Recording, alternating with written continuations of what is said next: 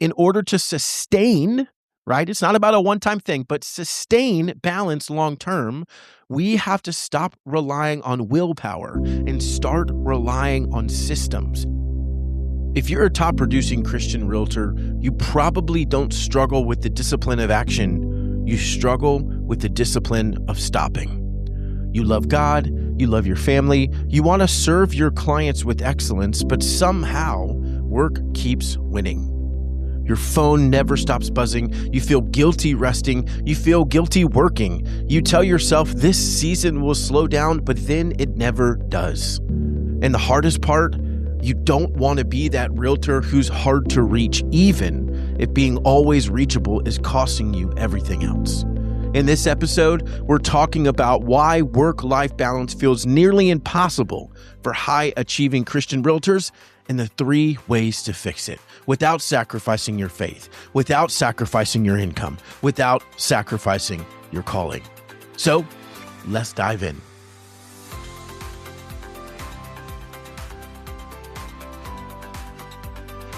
Do you want to grow your business and still be everything God has called you to be, but feel stuck in that constant work mode with no real balance? If so, you're in the right place. Hi, I'm Garrett, husband, dad of 5, and high-producing Christian agent. I learned how to build a thriving real estate business without sacrificing my faith, my family, or myself. And now I'm here to share what actually works. So if you're ready for proven systems, smarter strategies, and a God-honoring way forward, refill that coffee, dust off that Bible, and let's go. Hey, Christian agent, you already have a brokerage, but what if there was a better fit? One that cares not only about your commission check, but also your heart, your peace, and your presence at home. A brokerage that understands real success isn't just selling homes, it's pursuing excellence to the glory of God in every area of life.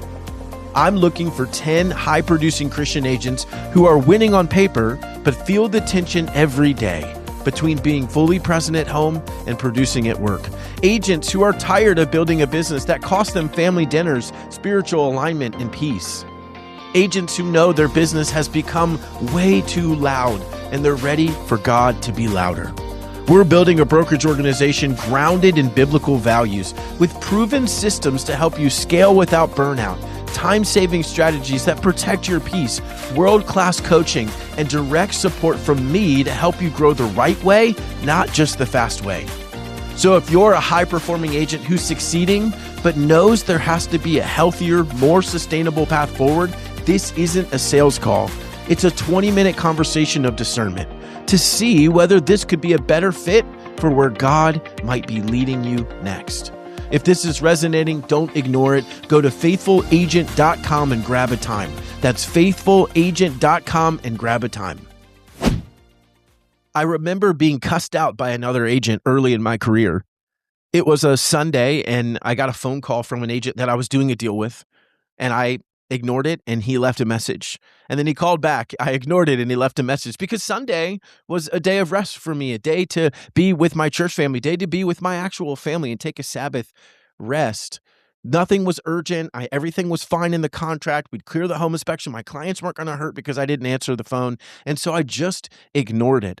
Well, Monday morning, I pick up my work phone, I listen to the messages, and it's him telling me, you got to call me right now, it's urgent, it's urgent, it's urgent. And so I call him Monday morning, and the first thing he starts to do is cuss me out about how I need to be available 24/7, and I'm not going to succeed in this industry if I don't answer the phone every time him or any other agent or any of my clients call, no matter what day it is, no matter what I'm doing, that I'm not going to succeed. And he goes to lecture me. And then finally, when he stops, I say, okay, what did you want to tell me? And he said, Garrett, I needed you to know the termite moisture inspection came back and everything was clear. And I remember thinking, you didn't need to call me on Sunday, certainly not cuss me out, to tell me that everything was clear. That was not urgent. I don't know if you know what the word urgent means. But it was that moment where it hit me that this is what the industry does and expects of us, my friends, is it expects and other agents expect and we come to expect of ourselves that we're always available. But here's the truth. The industry doesn't get to dictate when I'm available. The industry doesn't get to tell me when I leave my family to take care of a problem. The other agents don't get to decide whether I have to get up from church and answer that text or whether I have to leave my son's soccer game just because the urgency of that moment, which actually isn't urgent most of the time, dictates that I do it. And so we're going to talk about and solve that problem today because I've talked to so many of you who struggle with that work-life balance and understanding how do we take back control of our time, of our schedule, of our presence and peace at home. So we're going to fix that today. Let's dive in. Now, of course, it wouldn't be a Faithful Agent podcast without first a Christian dad joke. So before we begin, what is a sheep's favorite book of the Bible? Psalms. Psalms. All right. Now on to the good stuff. All right. I'm going to give you 3 ways we can fix this problem of work-life balance for high-producing agents. Number 1, we have to separate our identity from our output. In order to experience real work-life balance, we have to stop letting our worth be measured by our productivity, our availability, and our results. This is not about working less, but it is about who you believe you are when you're not working. Because when your identity is tied to your output, rest begins to feel irresponsible. Boundaries feel unloving, and saying no feels like disobedience. And the truth is, no calendar change will ever fix a belief problem. If you believe that I am valuable because I produce, then your business will always demand more than it should, and your loved ones will always lose more often than they should. So how do we fix this problem? First, I want you to start with understanding and recognizing where your worth actually comes from. Ephesians 2 verse 10 says, "For we are his workmanship, created in Christ Jesus for good works, which God prepared beforehand that we should walk in them." Your value, friends, is not based on the number of transactions. It's based on how God perceives you. You are his workmanship, created for good works. You are his workmanship. It doesn't say you are his workmanship if you build a big business. You are his workmanship if you sell a lot of homes. You are his workmanship if you are available 24/7. Your worth comes from being found and created and saved in Christ. That's where your worth comes from. We must start there. Then I want you to identify one behavior that shows you're chasing approval, not obedience. For me, that often is that feeling of I feel worthy when my pipeline is full and unworthy when my pipeline is empty. Maybe you felt that before. So what's one way that maybe you're chasing approval and not obedience? Maybe you're chasing approval and not submission to the Lord. Maybe you're chasing identity in your work and not in Christ and who he says we are. And then I want you to practice rest before you feel caught up, because we trust that the Lord is the one who builds the house, right? We have this unfair advantage, in my opinion, Christians, is that when I rest, when I honor the Lord, and I rest because I'm honoring who he's called me to spend time with. I'm in the church. I am at Sunday service. I am with my family. I am protecting date night. When I do those things that he has called me to do, he can build the house even when I'm not there. So, friends, this week, when the phone rings during family time and you feel that strong urge to interrupt dinner and pick up the phone even though you don't have to, just pause and ask yourself, why do I feel this way? Am I chasing obedience to the Lord or approval from man? All right, number 2, we have to redefine faithfulness. It's not about 24/7 availability. Look, in order to fix this work-life balance, you have to stop equating faithfulness with constant accessibility.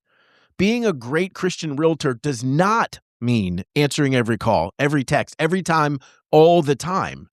Because the real estate industry, and I get it, right? I've been in this industry for 11 and a half years. The real estate industry trains us to believe that urgency equals excellence, speed equals service, and availability equals love. But over time, that belief system produces burnout, resentment, and fractured priorities. Faithfulness is about stewardship, not exhaustion. So, how do we fix this problem? How do we redefine faithfulness? Well, here's what I want you to do first. I want you to create response windows instead of having instant replies. What does that mean? When I was really actively growing my business and I was in that season where I didn't have the structures and the systems in place, which we're going to talk about in part 3, but when I didn't have those in place, I knew that if I could set proper expectations with myself, not just my clients, with myself, that I would get a lot more done. And so here's what that looked like for me. I had in my calendar from 9 to 10 a.m. client responses, from 3 to 4 p.m. client responses. And on my voicemail, on my phone, it would say, "Thanks so much for your message. If you are one of my real estate clients or an agent I'm working with, please leave me a message. I respond to all texts and phone calls between 9 and 10 a.m. and 3 and 4 p.m. I set up that boundary. I set up the response window instead of always being tied thinking I've got to respond right away. It's just not true. And then two, and I mentioned this, I want you to create clear client expectations early, not apologetically, just clear client expectations early. So you can say, look, here's how I do it.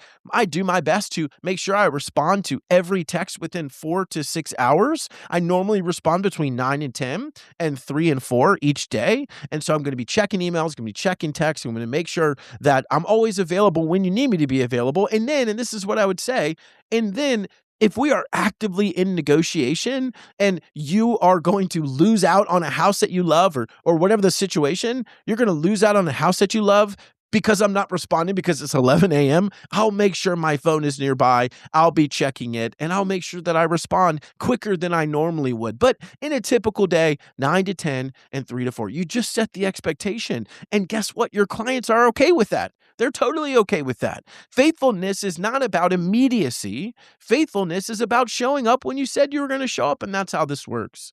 And then finally, I want you to remember that boundaries don't limit service. They protect it. Just like having a budget doesn't limit your money, it actually gives you freedom to say, oh, look how much money I have left. Now I can go spend it and do fun things and not feel bad about it. Boundaries actually protect your service. I want to tell you a quick story of Mr. Butler. Mr. Butler was a seller that was referred to me, and I met with Mr. Butler. We had a pretty good conversation, and he told me that he had just met with another top agent in the area who actually was a discount agent. So that agent was only going to charge 2%. Can I say those things out? I don't know what I can say anymore after the change.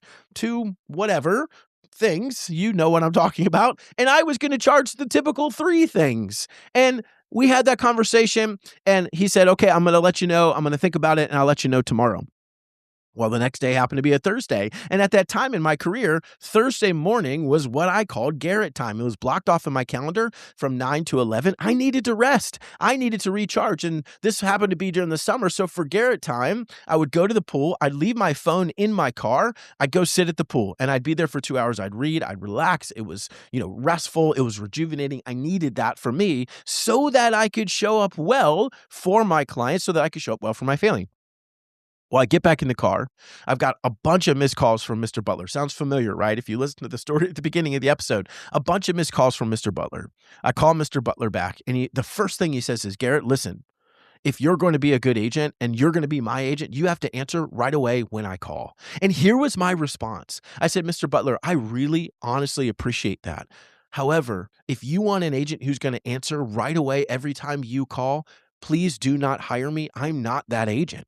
I do my best to protect my time, protect my energy, protect my attention so that when I show up to serve my clients, I show up with the best possible energy and information and attitude that I can. Sometimes that means I'm going to be out on a date with my wife. Sometimes that means I'm going to be reading and learning and growing my mind so I can be better for you. But if you want an agent who's going to show up 24/7 right when you want him, that's not me. Please don't hire me.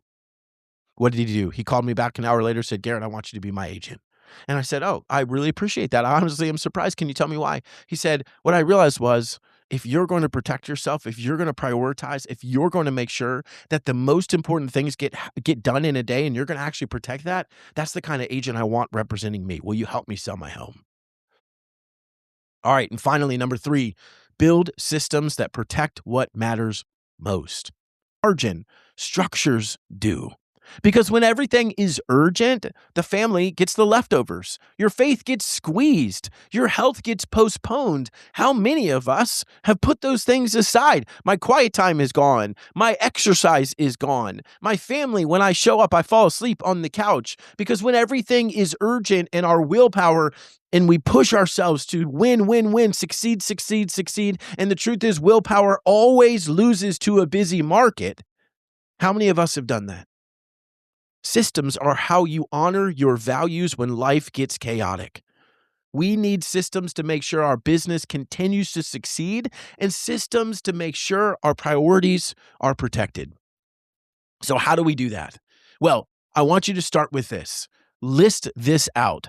What are my priorities each week for your business, for your faith, for your family, your health, your friends, your rest, whatever it is.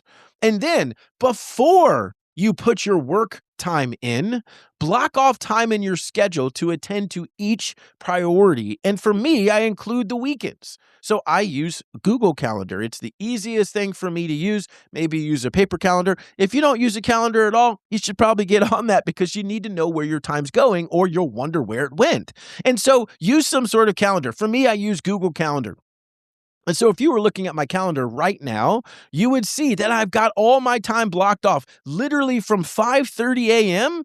until 9:30 p.m. when I go to bed. Now, was it overwhelming at the beginning? Absolutely it was because wow, there's a lot of stuff I got to get done each day. But here's what that looked like. So for me, not to make it seem like I'm holier than thou, I'm not, but from 5:30 to 6:30 each morning is my quiet time. Then 6:30 to 7:15 is my workout. And then 7:15 to 7:35 is my sauna. And then shower and then make breakfast and spend time with the kids. And then 9 o'clock, my workday starts and it goes till 4:30. At 4:30, it's family walk. At 5 o'clock, it's baths for the kids. Still have 5 little kiddos that need baths.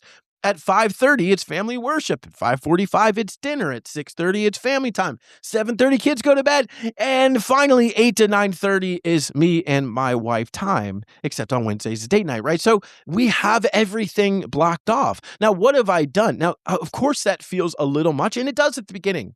But I've listed out what my priorities are. In a day, I've made sure I spend time with the Lord. I made sure I move and exercise my body. I make sure I spend time with my kids. I make sure I work. I make sure I get outside and go for a walk. I make sure that we have family worship. I make sure that my wife and I get time together later in the day. It doesn't mean that every day is perfect. I don't do that all the time. It's probably 80% of the time. But when I understand what my priorities are and I block those off first, it gives me that ability to know these are the most important things and they're getting taken care of. And then I can go to work from 9 to 4:30 and feel like I can be fully there without worrying about missing out on important moments because I've made sure those things are taken care of. And so I want you to then, once you've blocked off these most important priorities, focus on controlling your workday until noon. Your afternoon can be free because things are going to go crazy, right? And I get it. Some nights you might have to go show homes. Some weekends you might have to show house. I totally understand that. Block those times off. Right? I would block off Tuesday afternoon, Thursday afternoon. And so when a client wanted to show a house or see a house, I say, great, 2 to 7 on Tuesday. What time works there? If not, I could do 2 to 6 on Thursdays. Now, it doesn't always happen that way, but almost 90% of the time, the client would say, oh, okay, great. Let me see if I can get off work a little bit early. We'll go on Tuesday, right? You get to determine your schedule. In the morning, what I was doing was following what I call the 3 L's: learn, lead gen, and launch. Each day, I was spending time learning, reading a book, lead generating, connecting with my clients, and spending 15 minutes telling the rest of my day where to go. We have to let our calendars do the heavy lifting. Wednesday night for me is date night. My clients know that. My calendar knows that. My wife knows that. The priorities cannot be moved. Those are appointments. So in my calendar, when there's an appointment, when I was talking about Garrett time on Thursday mornings, if someone wanted to do something Thursday morning, great. Hey, I actually have an appointment until 11. I'd love to get together with you right after that. Those are appointments. Everything is an appointment. Oh, your son's got a soccer game? Hey, I've got an appointment Wednesday night. What about Thursday? Everything is an appointment. No one else gets to dictate your schedule. You decide. Now, you want to show up and do it well. I totally get that. But I promise you, you're not as important as you think. I remember the first time I took an entire day off from work. I shut off my phone. I was terrified the world was going to fall apart and everyone was going to need me. And guess what happened? Nothing. Nobody needed me. And I realized I'm not nearly as important as I think I am. When we wait to make the decisions at the moment the decisions are needed, we often make decisions based on energy and urgency, not on priority and purpose. So here's what I really want you to do. Pre-decide what matters. Protect it by putting it in your schedule. Then show up with excellence in the allotted hours you gave to work. Let systems and structure carry the weight so you don't have to. All right, so let's do a quick recap, my friends. We have to separate our identity from our output. What do we believe about ourselves when we're not working? We need to stop letting our worth be measured by productivity, availability, or results. We need to redefine faithfulness and stop equating faithfulness with being available 24/7, because being a great Christian realtor doesn't mean we have to answer everyone all the time, 24/7, every call, every text. And finally, we need to build systems that protect what matter most. We got to stop relying on willpower, and we got to rely on systems and structures so that we can actually create the margin that allows us to show up everywhere else as well as we can. The truth is, my friends, balance isn't about doing less. It's about doing what God actually assigned you to do and letting the rest go. So if you've been feeling burned out, resentful, or quietly exhausted, this isn't a faith failure, it's a structure problem. Remember, if you want systems to help you scale without burnout, time-saving strategies that protect your peace, world-class coaching, and direct support from me to help you grow, let's get on a call. There is a better way, my friends, and it's all wrapped up in a Christian agent community. Go to faithfulagent.com and grab a time to connect. Hey, Christian agent, I hope you enjoyed today's episode. If it resonated, would you take 30 seconds and share it with another agent who's also trying to grow their business without losing their faith, family, or peace? That's how this message spreads.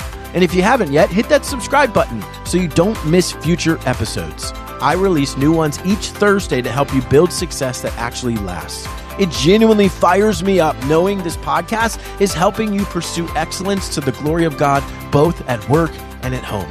I'll meet you back here next week for another episode of The Faithful Agent.